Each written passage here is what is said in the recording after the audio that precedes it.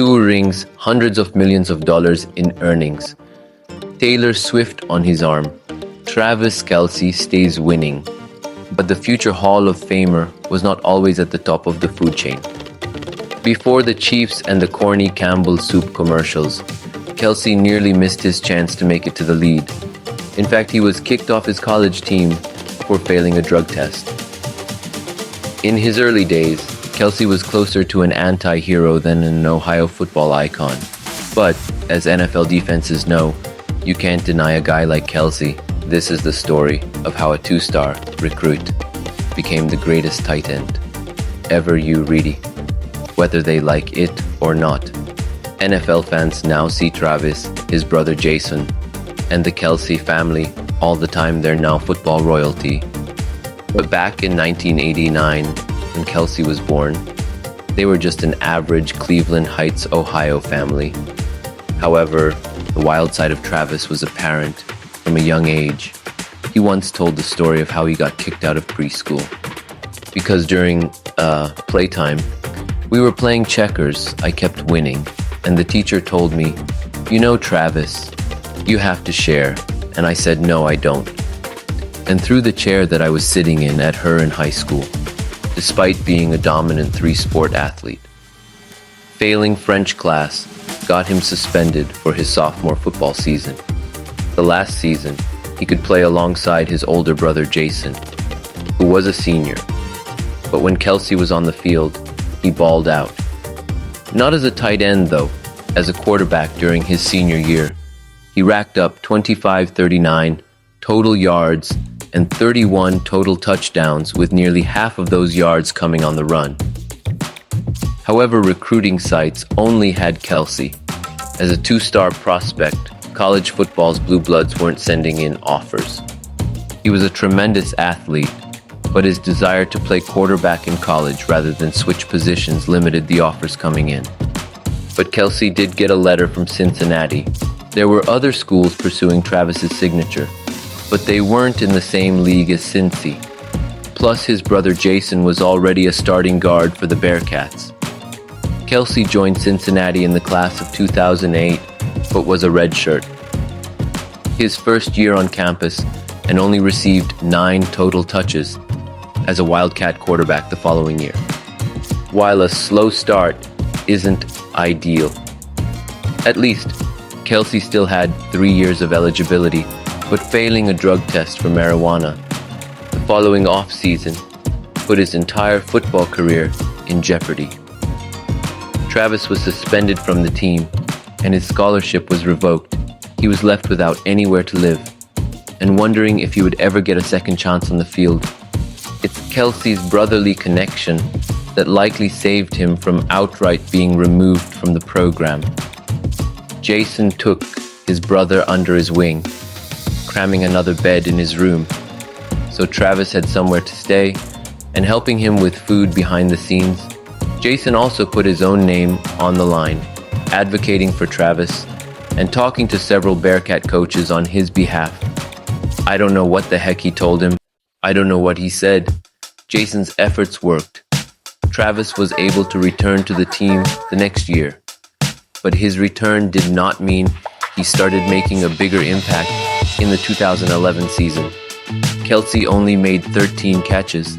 However, he had accepted his role as tight end going forward.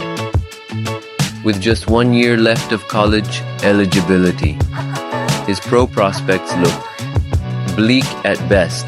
He had barely played, got in trouble, and essentially had 1 season to prove his worth. But in 2012, he finally had his coming out party. Kelce caught 45 passes for 722 yards and 8 touchdowns, becoming a focal point of the Cincinnati offense. His size and speed already made him an interesting NFL project, but coaches just needed to see him put it together on the field. Kelce finally delivered. It's hard to say how high Kelce could have been drafted without the drug test. I mean, obviously everyone has the hopes of being, maybe a first-round pick. I was dreaming big. He could have been a first-round pick. But those red flags stuck around through the 2013 draft process. He doesn't really produce until 2012, so may label him a potential 1-eye. wonder. The important thing is, one coach and one team did take a chance on Kelce. It was Andy Reid and the Kansas City Chiefs. The Kansas City Chiefs select Travis Kelce ID in Cincinnati. But Reid wasn't giving Kelce a clean slate. In fact, he gave him a stern warning when the Chiefs drafted him. Kelce once quoted Reid's draft, a phone call saying, "Listen, shut up. Are you gonna mess this up? Are you gonna screw this up for yourself and this team? Can I count on you?" Kelce answered positively, but Reid demanded that he put his brother Jason, who Reid drafted and coached, while with the Eagles on the phone when the phone was passed back. Reid's final message was, "All right, we're going to take you, but the minute you start to go astray, I'm going to kick your ass." Jason once again put in a good word for his little brother, but as soon as Kelce got to the NFL, he was just being himself. And well, he admitted to burning through his rookie year, money on bottles in the club, and having to dodge his rent lady because of overspending. "I had my eyes on a pair of size 13 Nike Air Mag Marty McFly. He simply couldn't turn down a good party." Reid even said that the rumors about Kelce's off-the-field actions and attitude were pretty close in his early years. It didn't help that he warmed the bench in his first NFL season. He only played one snap as a rookie in 2013, and that was on special teams. Injuries played a factor in his ability to hit the field. But Kelce himself was a non-factor to the Chiefs. He changed that permanently in 2014.